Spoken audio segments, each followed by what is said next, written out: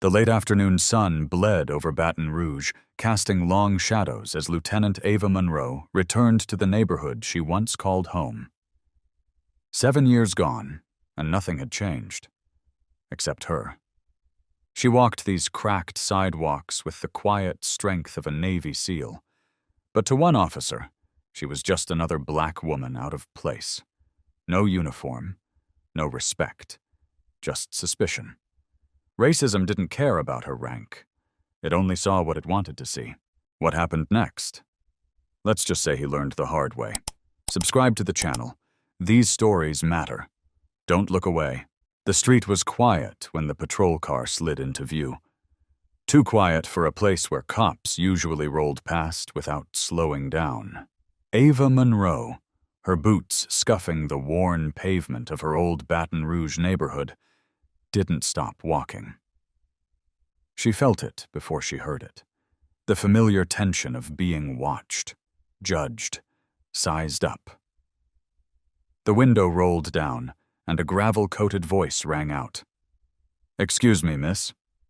She turned, just slightly. The officer behind the wheel was white, mid-40s, buzz-cut, mirrored sunglasses.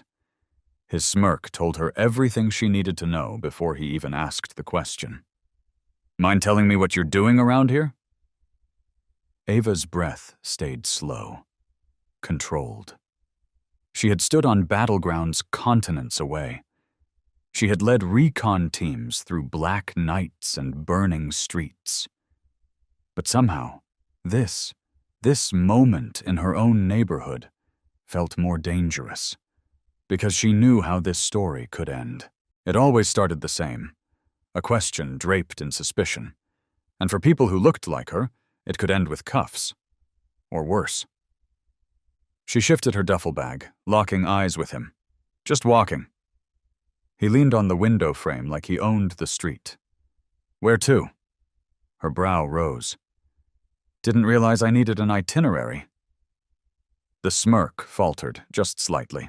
He wasn't used to pushback, not from black women, especially not ones who didn't shrink. "We've had some break-ins around here," he said, the excuse tired, like a line from a bad script. Ava didn't flinch. "You see me breaking into something?" The silence between them grew heavy. His hand moved toward his belt. She noted it, mentally marked the position of his thumb near his holster. Her body didn't tense. Years of training kept her still. But inside, her instincts sharpened like blades. "Let's see some ID," he said. There it was. The escalation. Not because she'd done anything wrong, but because she hadn't given him what he wanted. Control. She reached slowly, deliberately, and pulled out her military ID. Didn't hand it over, just held it up. He squinted at it, then took a step further than he should have, snatching it from her fingers. "Navy SEAL?" he scoffed, dragging out the words like they were a joke. "That's cute." Ava said nothing. She'd heard it before. In briefing rooms, mission halls, locker bays full of men who thought her skin and gender made her unqualified. "You sure this isn't fake?" he added, spinning the ID in his hand. Ava's voice was ice. "You can run it. You'll see." But she already knew. This wasn't about verification. It was about belittlement. About stripping her of the respect she'd earned, making her prove her worth to a man who never had to. People were watching now. A young woman across the street raised her phone. Recording. The power dynamic shifted without a sound. He noticed it. His shoulders stiffened. His voice dropped. "I don't appreciate people making a show out of me doing my job." Ava's eyes narrowed. "Then stop putting on a show." That hit him, hard. He stepped out of the car, just an inch too close. "Out here, I make the calls," he said, voice low. Ava didn't move. "You sure about that?" And just like that, his composure cracked. He reached for her wrist. Wrong move. She shifted, A simple pivot, no violence, no aggression, just control. His fingers grazed her arm and then slipped, like trying to hold smoke. The people watching gasped. Phones raised higher, and for the first time, the officer's confidence stumbled. He backed off, face red. But he couldn't let go of the illusion of power. "Turn around," he barked. "Hands behind your back." Ava stood still, voice calm. "For what?" the crowd murmured. A man shouted, "She didn't do anything." The officer's radio clicked. "Dispatch, I need backup. Uncooperative suspect." Ava's voice cut through, sharp as a blade. "Suspect? You stopped me for walking." When his hand dropped to his belt again, she moved. Precision honed by years of combat. Her body flowed, not to hurt, but to redirect. She twisted his wrist, spun him lightly, and held him there, off balance, powerless, in full view of the watching crowd. The flip wasn't flashy. It was flawless, controlled. And it changed everything. Phones captured every second. The officer's breath came fast, uneven, his face flushed, not from pain, but from humiliation. Ava stepped back, composed. "Are we done?" she asked. His jaw clenched. He lunged. Another mistake. This time she caught him mid-motion, redirected his energy, and locked his own arm behind him in a hold so smooth it looked choreographed. The crowd erupted. Laughter, disbelief, awe. The cop stumbled forward when she let him go, his authority shattered, his ego wrecked. And that's when a second squad car pulled up. Sergeant Burke stepped out, eyes scanning the scene. He was older, smarter. He knew damage control when he saw it. His eyes bounced from Ava to the struggling officer. "What the hell is going on?" he asked. Ava said nothing. She didn't have to. The crowd spoke, the footage played, the truth unfolded on a dozen screens. "Lieutenant Monroe," Burke said finally, his voice quieter now, filled with the weight of understanding. The cop, now identified as Officer R. Simmons, went pale. Burke turned to him. "You're relieved of duty. Immediately." Gasps spread like wildfire. Simmons looked like he might combust. Burke looked at Ava. "Do you wish to press charges?" The street fell silent. The weight of justice, or revenge, hung in the air. Ava paused, then shook her head. "No, I already taught him the lesson he needed." She turned and walked away.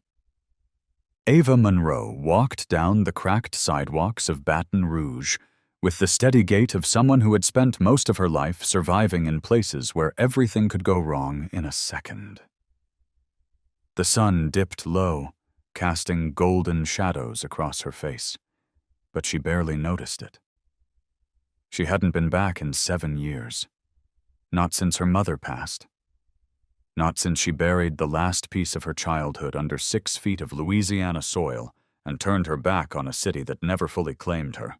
She had enlisted the week after the funeral, unable to sit still, unable to listen to one more person say, "Your mom was a good woman," without acknowledging the pain Ava saw her mother endure.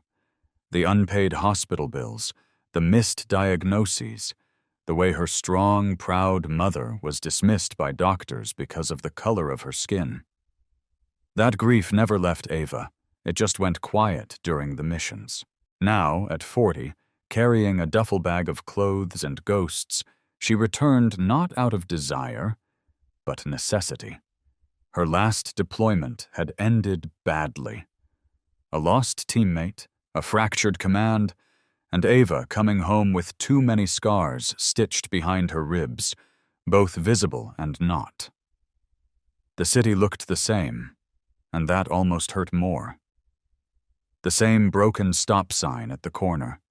The same bent metal gate in front of Mr. Gill's house. The same faded mural on the community center wall, colors dulled by time and sun. Only Ava had changed. She no longer belonged here, if she ever did. She wasn't in uniform, but it didn't matter. Her posture gave her away. Chin high, back straight, eyes alert. Her father used to call it warrior posture. That was before he disappeared into the prison system for a crime he swore he didn't commit. And no one listened. Ava had only been 16, and the trauma of watching him get dragged out of their house in cuffs still burned under her skin. She carried his voice in her head like a compass. Don't you ever let them make you small, Ava.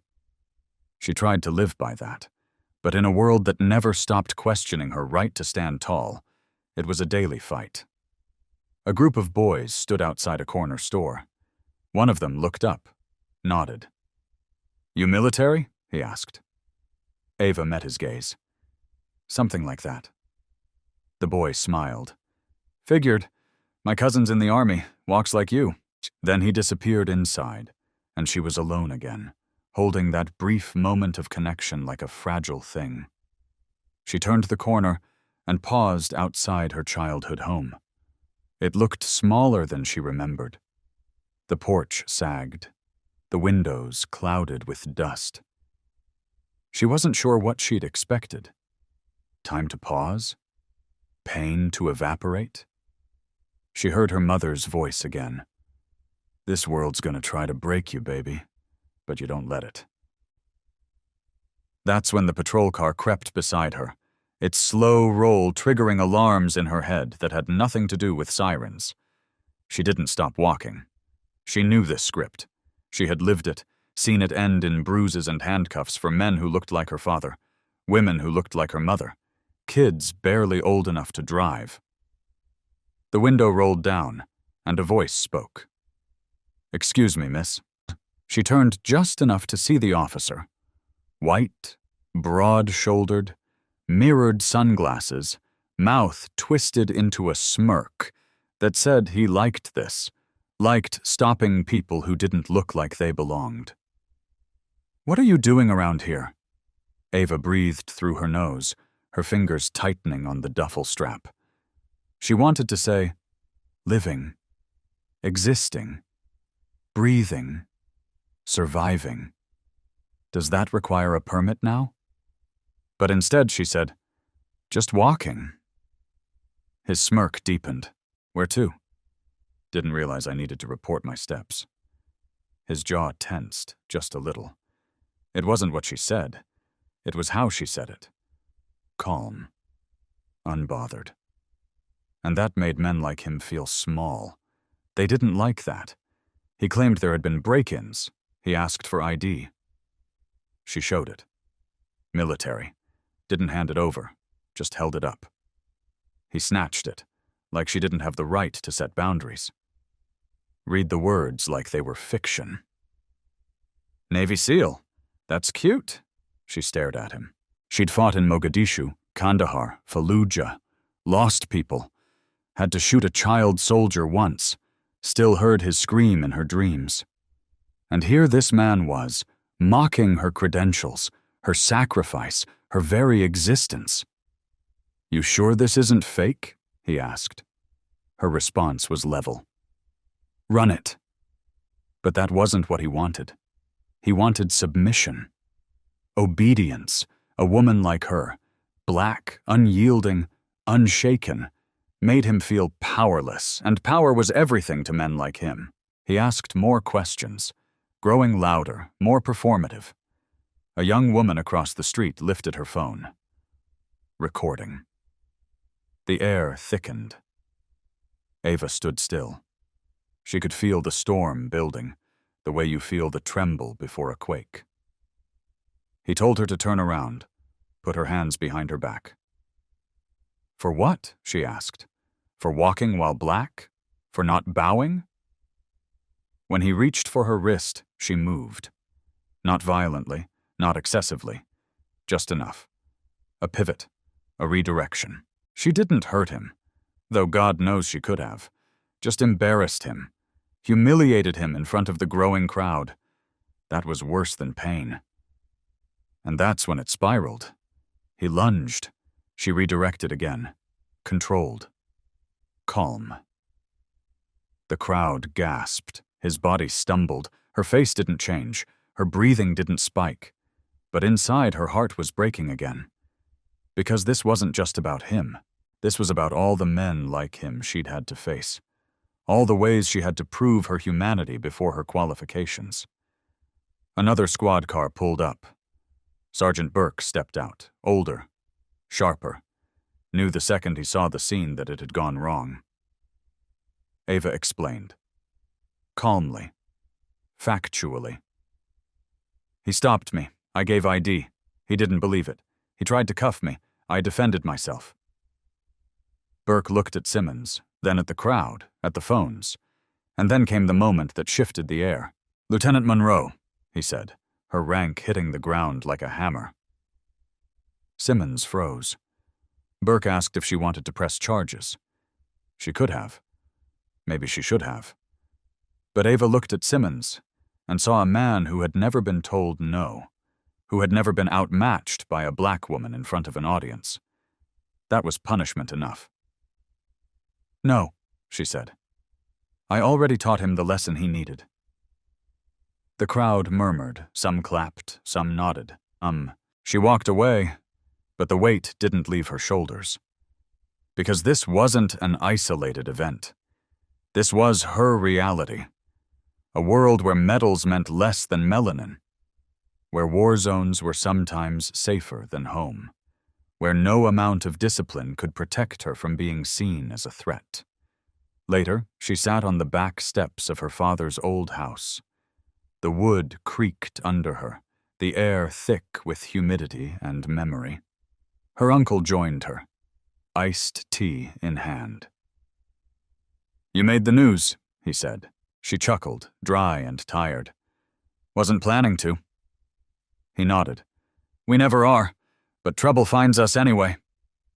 She stared into the distance, the sun bleeding through the treetops. Wasn't trouble. Wasn't peace either. He was right. It wasn't over, not even close. She had won the moment, but not the war. She thought about her father, about the day he was arrested, cuffed in front of the whole block. She was just a teenager, screaming, crying, pulling at the arms of cops who wouldn't even look her in the eyes. They said he fit the description. That was always the excuse. Her mother had begged them to check the store footage, said he had an alibi. They didn't care. 2 years later, the charges were dropped. But by then, he was already broken. Came home different, quiet, faded. Died 6 months later from a heart attack no one saw coming. She thought about the missions overseas, about being the only woman in her unit, the only black face in rooms full of men who laughed at her, questioned her, tried to sabotage her, until she saved their lives, again and again. But the medals didn't erase the slurs. The camaraderie didn't cancel the silence in the dining hall when she walked in. She had to be twice as strong, 3 times as fast, 5 times as calm. And still, it wasn't enough. So when she stood in front of Officer Simmons and refused to shrink, it wasn't just for herself. It was for her father, her mother, every forgotten soldier, every overlooked girl, every scared kid watching from the sidewalk wondering if they'd be next. Her uncle tapped his bottle against his knee. You changed something today. She looked at him. He nodded. The world won't flip overnight. But maybe that girl with the phone? Maybe she tells this story. Maybe that kid by the corner store sees himself in you. Maybe next time it doesn't go the same way. Ava nodded, but the pain still burned behind her ribs. What now? He asked. She sipped her tea, watching the sky turn orange. I keep walking. Because that's what she always did. The moment Officer Simmons's hand brushed against her wrist, something ancient stirred inside Ava Monroe, a mix of grief, rage, and restraint, born from a lifetime of being silenced, questioned, doubted, and dismissed. It wasn't just muscle memory that made her move, it was trauma memory, sharpened by every time she'd been told to calm down, to comply, to not make it worse. But she wasn't 16 anymore. Standing on her porch watching her father get slammed against a police cruiser while her mother screamed. She wasn't 23, sitting in the VA hospital after an IED tore through her convoy in Fallujah, wondering why the nurse barely looked her in the eye while giving her morphine. And she sure as hell wasn't going to be 40 and still letting men like Derek Simmons try to make her small. So she moved, calmly, fluidly, breaking contact before it could escalate into something irreversible, not violently, not emotionally, just enough to reclaim her space, her dignity. But to the crowd watching? To the woman with the camera? To Simmons himself? It was enough to change everything. The tension hanging in the Baton Rouge air cracked wide open as the officer stumbled slightly, a look of shock flitting across his features, like a man who'd just realized he was no longer in control. Ava hadn't struck him. She hadn't even raised her voice. But she had taken the power back, and that was a threat he didn't know how to handle. Gasps echoed from across the sidewalk. A young man near the corner store folded his arms and shook his head. The couple by the food truck stopped eating, phones lifted, eyes locked. Ava could feel it. The shift. This was no longer a routine stop. It was something raw and unfolding. She exhaled, willing her body to stay loose, willing her pulse to stay calm, even as her chest tightened. She wasn't afraid, not in the way people expected. What she felt was something deeper, something harder to swallow. The exhaustion of always having to be the bigger person in the face of aggression, of always choosing dignity over anger, of always biting down her truth to make others feel safe. She had faced gunfire, mortar rounds, and hostage negotiations, but nothing made her feel more invisible than having to prove, yet again, that her life, her body, her history mattered in her own damn country. Simmons's voice came sharp. "That's assault." Ava blinked. "No, it's called avoiding unnecessary contact." His eyes narrowed, his jaw clenched. He wasn't used to being challenged, especially not by a black woman who didn't flinch, who stood calm while his pride cracked. He reached for his radio. "Dispatch, I need backup." The words rolled off his tongue like armor, like a last grasp at control. Ava tilted her head. "Backup? For what?" And the crowd stirred. Someone scoffed. A voice called out, "Man, she didn't even touch you." Another, "This is some bull." The woman with the phone stepped forward, her expression hard, unblinking. "Uncooperative?" she repeated. "You're the only one getting loud." But Simmons was too far gone now. The fragile illusion of authority he clung to was slipping through his fingers like sand. Ava could see it. His fists clenched, his breathing shallow, his face a red mask of humiliation. And she knew he wasn't going to back down. Not with all these eyes on him.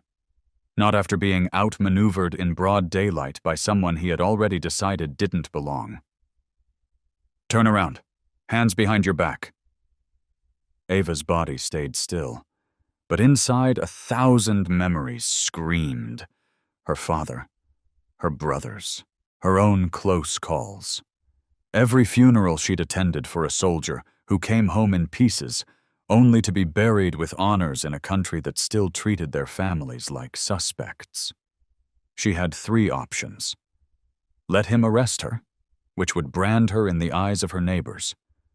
Run, which would only confirm his warped suspicions. Or stop this before it became another name in a headline, another statistic whispered at rallies. She chose the third. "Simmons," she said, voice steady. If you put those cuffs on me, you're going to regret it. That wasn't a threat. It was a truth. A warning born of clarity and pain. But Simmons couldn't hear anything over the roar of his own ego. He lunged. And Ava moved like water. Her hands met his arms mid-motion, redirecting the weight, the velocity, the intention. In one clean motion, precise, efficient, undeniable, she spun him, twisted his arm just enough to hold him, not hurt him. She didn't throw punches. She didn't scream. She simply removed the danger, quietly, effectively. And just like that, Simmons was the one off balance. The crowd erupted, not with violence, but awe. Phones rose higher. A man whistled low. She flipped his ass like a rookie, someone muttered. The young woman with the phone zoomed in, smiling. Simmons stumbled forward when Ava released him. His face flushed with pure, sharp humiliation. His voice cracked with rage. But Ava? She stood motionless, composed. "Officer Simmons," she said slowly, "you're losing control of the situation." He tried to recover, barking orders, reaching again. And then, flashing lights. A second patrol car. Sergeant William Burke stepped out. Older. Wiser. He scanned the scene, piecing together what had unfolded in seconds. Ava stood relaxed. Simmons looked like a man unraveling. The crowd was still. Phones recording. Witnesses breathing in the tension. Burke asked what happened. Simmons stuttered. She resisted. Got aggressive. A scoff from the woman filming. Lies. We saw everything. Burke turned to Ava. That true? She met his gaze. He stopped me without cause. Accused me of lying about my ID. Tried to cuff me. I de-escalated. Then Burke saw the ID, still in Simmons' hand. He took it. Read it. His face changed. Lieutenant Monroe? The rank hit the air like thunder. Silence. Then murmurs. Simmons stiffened. The moment shattered whatever pride he had left. Ava didn't move. She didn't gloat, didn't smirk. She just stood in the truth. When Burke asked if she wanted to press charges, the weight of years pressed against her chest. How many times had she swallowed her pain? How many times had she chosen peace over revenge? She should have said yes. Maybe he deserved it. But she thought of her mother, who died waiting for an apology from the hospital that dismissed her chest pain as anxiety. She thought of the students she'd mentored, the ones who looked to her as proof that you could rise above. And she said, "No, I already taught him the lesson he needed to learn." She walked away, not because she was defeated, but because she refused to become the thing he wanted. A stereotype, a scapegoat, a story twisted by headlines. And as she walked, every eye followed her. Not just in awe, but in recognition. In solidarity. Later that night, sitting on the back steps of her father's old home, Ava let herself exhale. The porch creaked beneath her. The streetlights buzzed. Her uncle joined her, 2 bottles of sweet tea in hand. He didn't ask what happened. He'd seen it. Everyone had. "You always sit like that when you're thinking," he said. She chuckled, tired. "Just trying to make sense of it." He leaned back, elbows on knees. "You handled yourself right. A lot of folks wouldn't have." Ava stared out at the street. "Did it even change anything?" she whispered. Her voice cracked a little, the weight finally breaking through. "Or am I just going to keep fighting the same fight over and over again?" Her uncle didn't answer right away, just sipped his tea, looked out at the same street. Then he said, "The question ain't whether it changes everything. It's whether it changes something." Ava let that settle deep in her bones. Maybe she didn't change the whole world today. But maybe she changed one mind. Maybe she inspired one kid. Maybe she forced one cop to think twice.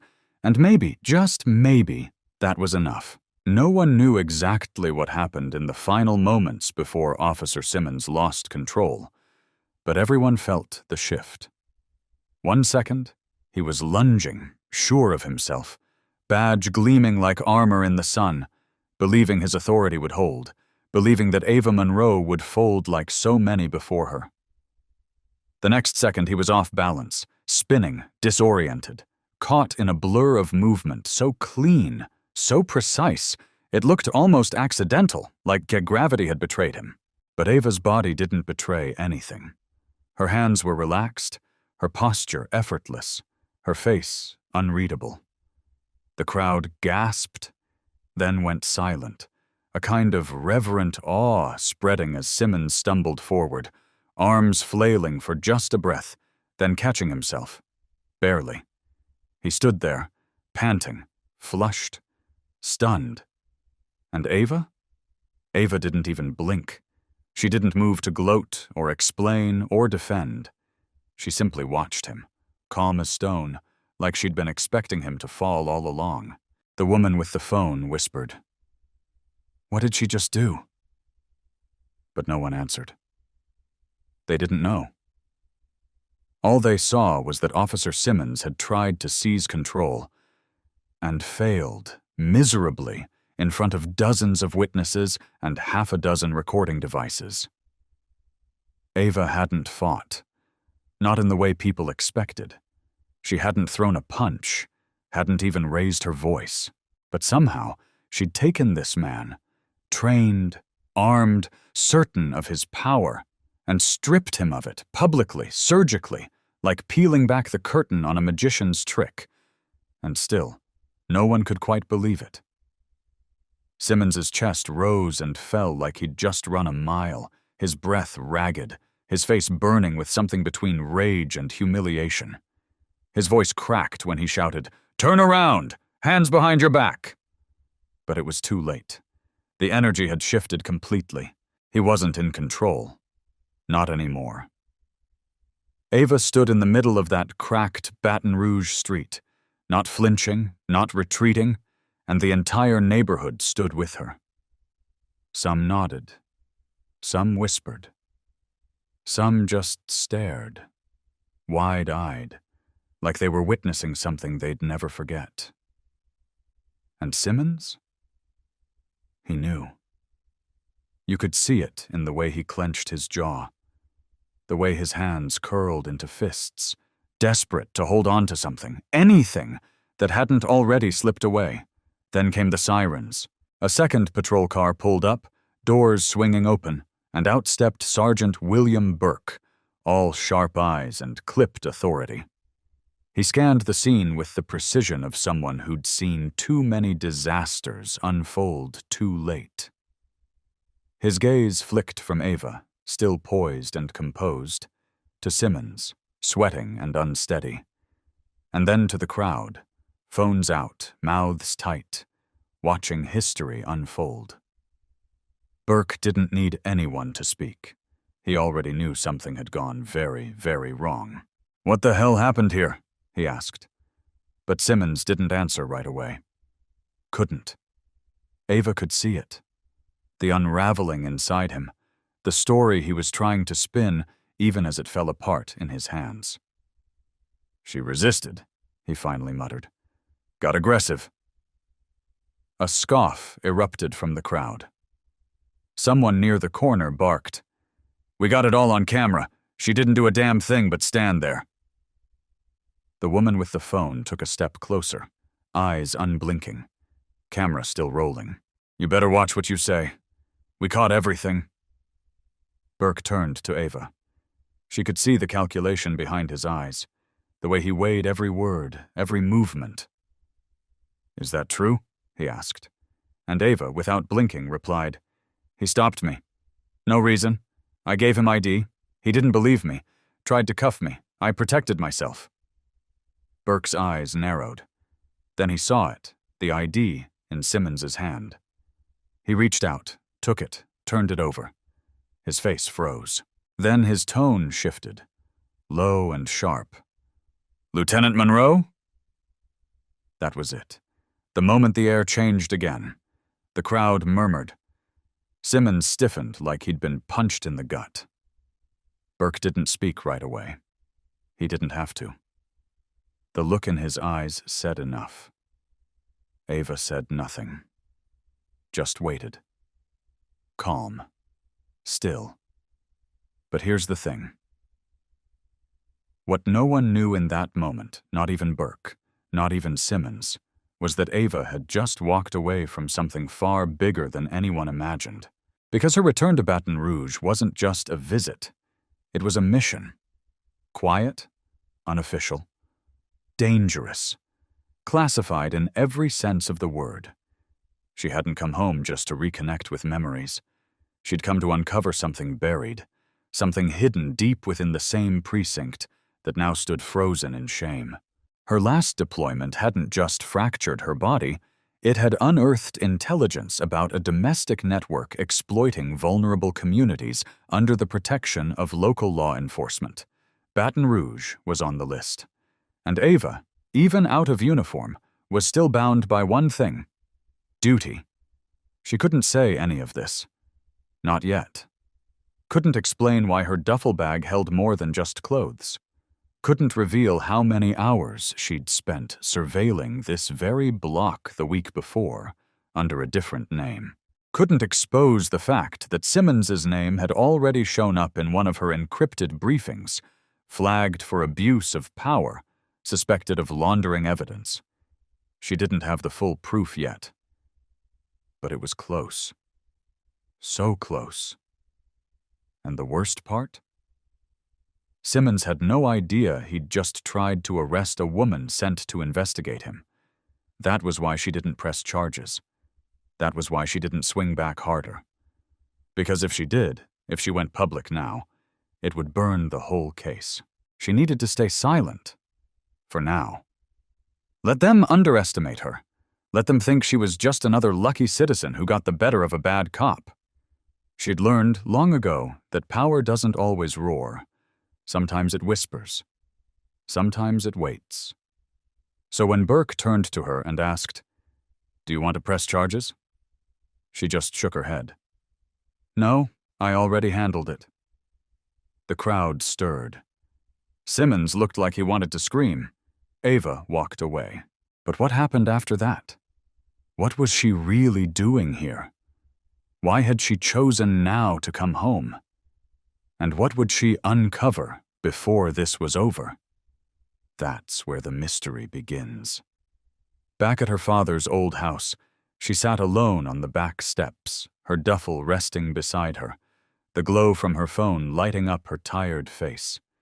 She played the clip from the woman's recording, watched herself move like water, saw the faces in the crowd change from passive to inspired. She saw power shift in real time. But behind her stoic expression, something deeper churned.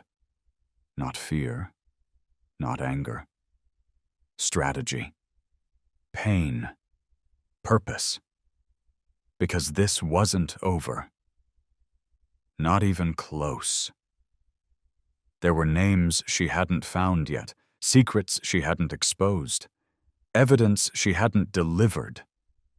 She was risking everything. Her identity, her safety, her peace, for a mission no one had greenlit and no one else might ever know about. But that's who Ava Monroe was. Unbelievable risks were her oxygen. And justice? That was her battlefield. And now she needs you. Because these aren't just stories. These are truths wrapped in fiction, mirrors of the world we live in. Ava represents every woman who fights in silence, every soldier who returns to a war at home, every person who takes on the system knowing they might stand alone. Ava Monroe didn't move at first. Her hands relaxed at her sides, her breath even, her posture still bearing the quiet control of someone trained to stand in chaos without flinching. Officer Simmons, red-faced and humiliated, was still reeling from the way she'd disarmed his authority in front of the crowd. The gasps hadn't even settled yet. Phones were still raised, the silence tense and loaded. And yet Ava didn't blink, didn't gloat. She just held him there, metaphorically, spiritually, until he understood that the fight was already over. Then she let go. Not just of him, but of the moment, of the need to justify her existence in a neighborhood she had walked since she was a child. But what no one in that crowd knew, what even Simmons himself couldn't have imagined, was the storm she had carried with her just beneath the surface. This was not just a proud veteran defending her dignity. This was a woman who had spent decades swallowing the same injustice that now tried to swallow her whole. And she had finally reached the moment where she would not, could not, keep quiet. When Sergeant Burke stepped out of his patrol car and asked what the hell was going on, the entire street seemed to hold its breath. Ava didn't rush to speak. She had learned long ago that silence could be power. That letting someone reveal their own guilt was sometimes more powerful than any accusation. Simmons, still shaking, stammered a lie. She resisted, got aggressive. The woman with the phone recording laughed bitterly. We saw everything. And Ava? She told the truth in one clean sentence. He stopped me for no reason, accused me of lying, and tried to cuff me without cause. But it wasn't just the truth of that day that hung in her words. It was the truth of a lifetime, of years buried under service, under silence, under grief. Because Ava Monroe had fought for this country. She had bled on foreign soil. She had carried the wounded out of bombed buildings with her bare hands. But nothing, absolutely nothing, had prepared her for the slow, choking violence of being forgotten in her own nation. Of coming home to find that her neighborhood had changed just enough to feel unfamiliar, but not enough to feel safe. That despite the medals, despite the commendations, her skin still made her a suspect before her story could even be heard. And if they only knew what else she'd been through, years before this moment, before the stop, before the cuffs, before the crowd. Ava had been stationed overseas when she received word her younger brother had been shot and killed by a police officer during a traffic stop in Mississippi. His name was Darren, 21. No weapon, no drugs, just the wrong tone in the wrong place at the wrong time. Ava had been halfway through a deployment in Kandahar when she got the call. She wasn't granted leave to return for the funeral. She had to say goodbye to her brother over a static-filled video call while pretending to be fine in front of her unit. That pain never left her. It shaped her, hardened her. It turned the inside of her ribs into armor. When she returned to the States, she was never the same. She didn't trust the system, didn't believe in the badge the way she used to. She'd worn her country's flag on her chest, and yet the very people she served still looked at her like she didn't belong. That was why, when Simmons smirked at her ID like it was a prop, when he read Navy SEAL with sarcasm in his voice, she didn't get angry. She got steady, because she had nothing left to prove to a man like him. And when Sergeant Burke asked the crowd for footage, and more than 10 hands shot up, Ava knew the tide had turned. Simmons's breath hitched. Burke's eyes narrowed. He looked down at the ID still clutched in Simmons's hand. His voice shifted. "Lieutenant Monroe," he said, and the weight of her rank silenced everything. Simmons went pale. The name rang out not just as a formality, but as a reckoning. That's when Burke turned to her and asked, "Do you wish to press charges?" And Ava didn't answer right away. Because in that moment, something deeper played through her mind. She thought about her brother's voice, the last message he ever left her. "I'm proud of you, sis. You're the strongest person I know. Don't let them dim that light." She thought about her mother, who had spent her entire life trying to protect her children from the world, only to lose one to it. She thought about the day she received her SEAL trident, the hours of bone-crushing training, the doubts, the stares, the loneliness of being the only black woman in a room full of men who thought she didn't deserve to be there. She thought about every time she'd had to bite her tongue while being talked down to, passed over, disrespected. And then she thought about the young girl holding the phone, watching, recording, learning. "No," she said finally. "I'm not pressing charges." The crowd stirred. Simmons looked stunned. Burke blinked. "You sure?" he asked. Ava nodded. "I didn't come home to fight. I just came to walk my street." But in truth, she knew what she was doing. Pressing charges would have made her feel vindicated. But letting Simmons walk away publicly stripped of his authority, his pride, and his mask, that was far more permanent. She knew the footage would spread. The news would cover it. The city would talk. And Simmons? He would never be seen the same way again. Later that night, Ava sat alone on the steps of her father's old house. The porch wood creaked under her, the smell of fried catfish in the air from Miss Laverne's place down the street. She sipped sweet tea and watched the stars settle behind the rooftops. Her uncle came out, sat beside her without speaking. They stayed quiet for a while. Then he said, "You made the news." She smiled without smiling. "Didn't mean to." He handed her a folded newspaper. On the front page, a still frame from the video.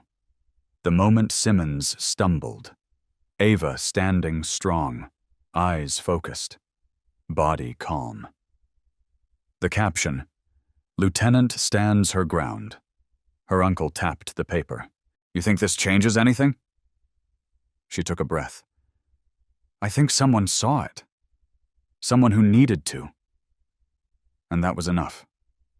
Because for all the pain, for all the trauma, for all the moments that threatened to break her, Ava had chosen something greater. She had chosen grace without surrender. Strength without violence. Truth without apology.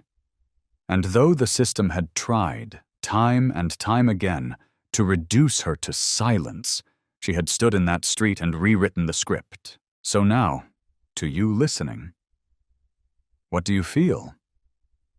Because this isn't just Ava's story. This is the story of every person who has been stopped, doubted, dismissed, erased. This is about choosing to rise when the world wants you on your knees, about not letting your story end where they want it to. When Ava Monroe turned and walked away from Officer Simmons that day, she didn't walk away because she was done. She walked away because she wasn't. She had learned the hard way that some battles couldn't be fought with fists or even words. Some were deeper, messier, and far more dangerous. And as the sound of murmurs faded behind her, as the patrol car doors slammed and Sergeant Burke's voice issued final orders, Ava's heart beat with something far heavier than pride.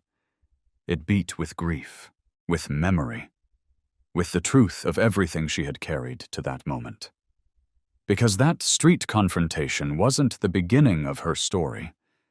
It was just the flashpoint that revealed the years of pain, loss, and survival that had come before it.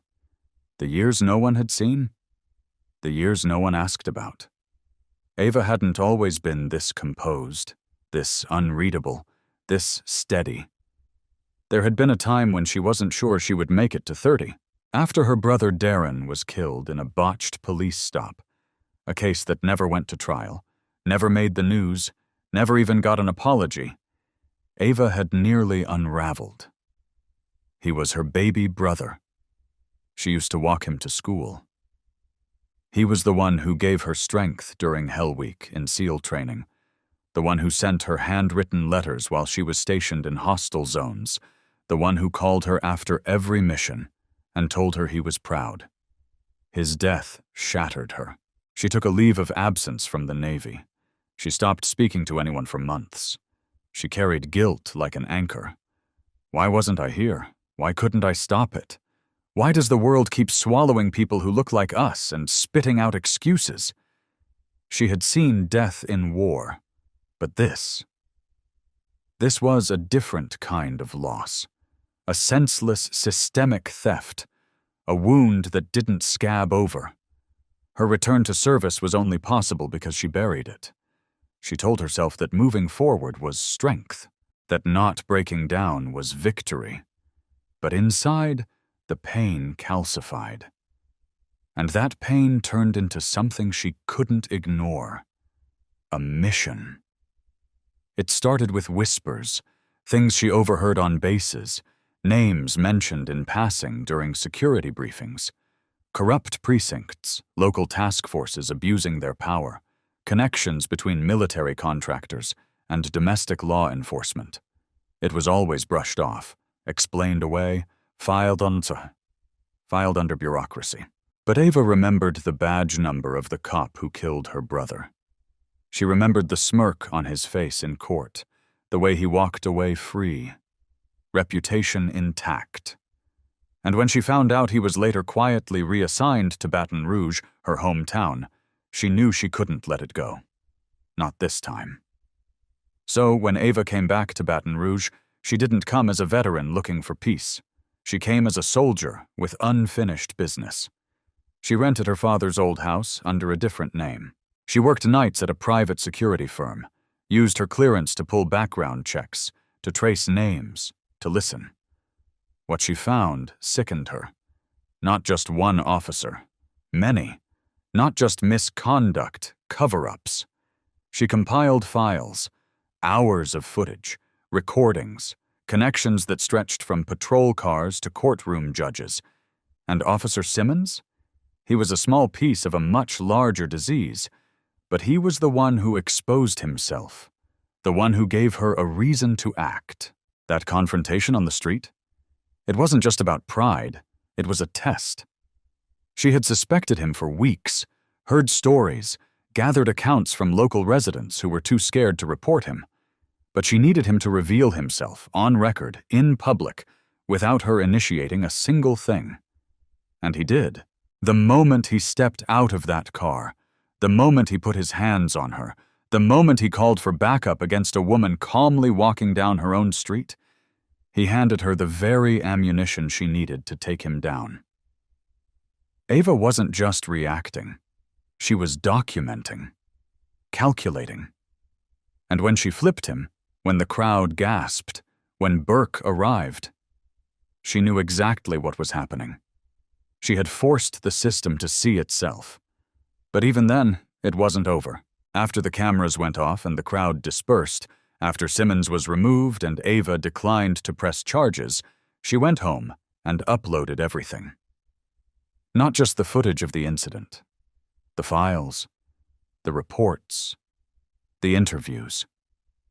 She created an anonymous dossier, Project Darren, named for the brother whose death had been ignored. Within 48 hours, the files were in the hands of 3 civil rights attorneys, 1 independent journalist, and a federal oversight committee. She didn't wait for applause. She didn't sign her name. She knew the danger. She knew whistleblowers disappeared in more ways than one. But she also knew this. She wasn't afraid anymore. She had survived hell in uniform and at home, and she wasn't going to die quietly in the shadows. Still, even as the investigation started, even as suspension notices went out and public pressure mounted, Ava felt the cost. There were days when her body shook from the stress, nights when she woke in a cold sweat, hearing Darren's voice, seeing Simmons's smirk, hearing a judge say, "Lack of sufficient evidence." She kept a picture of her brother on her nightstand, talked to him sometimes in the quiet, She told him when she was scared, when she missed him, when she didn't know if what she was doing would even matter. Because despite everything she'd accomplished, despite the strength, the strategy, the composure, there was still that little sister inside her who just wanted her brother back. The fallout was swift. The city couldn't ignore the footage. The mayor held a press conference. Internal Affairs launched a formal review. 3 officers resigned. 1 captain was demoted. Simmons? His badge was stripped, and the video of his stop was used in de-escalation training seminars across the state. Still, Ava didn't celebrate. Justice wasn't a finish line. It was a fight. And she'd been fighting for so long. And then, one morning, 2 weeks after the incident, Ava received a letter in the mail. No return address. Inside was a single sheet of paper. On it was a photo of a mural. A boy with his hands up, surrounded by flowers, light pouring down over his head. And beneath it, in spray paint, Project Darren lives here. Ava stared at it for a long time. She didn't know who painted it, didn't know who sent it, but she knew what it meant. Darren wasn't forgotten, and neither was she. She put the photo next to his picture on her nightstand, and for the first time in a long time, she cried. Not from rage, not from fear, but from release. She had carried so much, and now, just for a moment, she could set it down. Ava Monroe didn't look back as she walked down that sidewalk. She didn't need to. She could feel it. Every eye still on her, every breath held a little longer, every thought quietly rewriting itself because of what they had just witnessed. She didn't storm off. She didn't run. She just walked. Shoulders squared, chin high, feet steady, like she had done 1,000 times before, through war zones, through doubt, through grief. But this time, it felt different. Because this wasn't just a personal victory. This was a moment shared by a neighborhood, a community, and everyone watching from behind a screen who had ever felt silenced, profiled, dismissed, or disrespected. Ava had become something she never intended, a symbol. And though the weight of that wasn't light, she carried it like she carried everything else, with grace, with grit, and without apology. Behind her, Officer Simmons sat slumped in his patrol car, a man undone by his own pride, stripped of power not through violence, but through the calm defiance of someone who knew her worth. Sergeant Burke, seasoned and weary, said nothing else. He didn't have to. The message had already been sent. The city was watching. The people were awake. The footage would go viral. The precinct would face pressure. There would be meetings, reviews, uncomfortable questions behind closed doors. But none of that concerned Ava. She had done her part. She had shown them what it looked like to stand your ground. Not with fists, but with presence. Not with rage, but with unwavering truth. That night, she sat on the back steps of her father's old house, the same steps where he used to drink sweet tea in the evenings, humming blues songs under his breath while the sun dipped behind the rooftops. The air was thick with Louisiana heat, but it felt lighter somehow. The weight in her chest didn't press as hard. The porch creaked, and her Uncle Ray stepped out, settling beside her with a quiet grunt.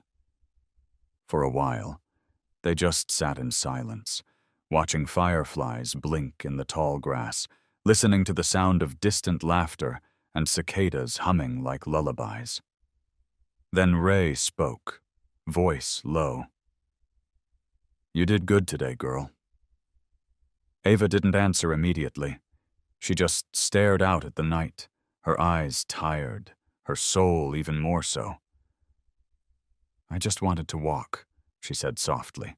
"Didn't think it'd turn into all this." Ray nodded. "Never does.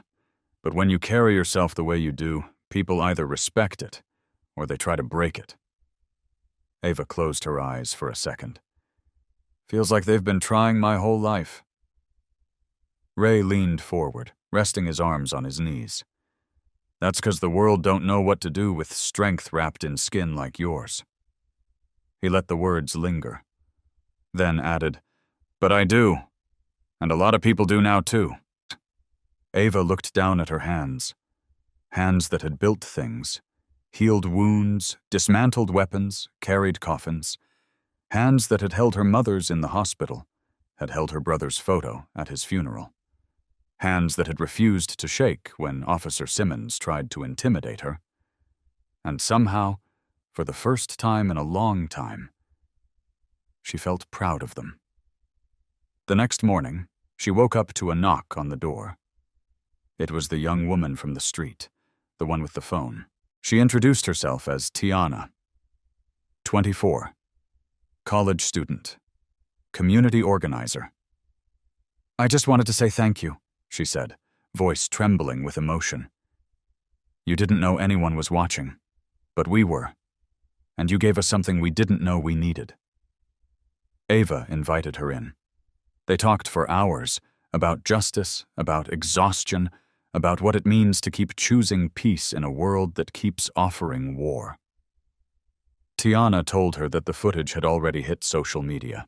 Tens of thousands of views, hundreds of comments. And not just anger, admiration, hope, respect. A woman had messaged from Chicago saying she showed the clip to her teenage daughter and said, "This is what strength looks like." A man from Atlanta wrote, "I've been a cop for 19 years, and I needed to see this. I'm rethinking how I use my badge." Ava didn't cry. She'd cried enough for a lifetime. But something cracked open in her, something she'd boarded up long ago, a belief that maybe the fight wasn't always endless. Maybe sometimes you could win something real. Not everything, but something. In the weeks that followed, changes started to ripple through the city. Officer Simmons was formally terminated after a review board confirmed the footage matched Ava's account. Training programs were overhauled. Local officials who had been silent began speaking out. And Ava? She stayed quiet. She didn't seek interviews, didn't post her story. She just lived.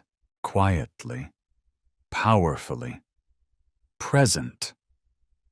But she didn't stop watching, didn't stop mentoring, didn't stop being ready, because she knew how quickly justice could slip back into shadows when the world stopped looking. One day, Tiana returned with a group of high school students. They asked Ava to speak at a youth leadership program. She almost said no. She wasn't used to standing behind podiums. She was trained to move in silence, but when she looked into their eyes, she saw reflections of her younger self, curious, unsure, carrying more weight than they should. So she agreed. She stood in a small gymnasium on a rainy Thursday afternoon and told her story, not the polished version, not the one they could find on YouTube, the real one, the pain, the loss, the loneliness of being the only one like her in every room, the fear of walking down her own street, the decision to stand up when it would have been easier to back down.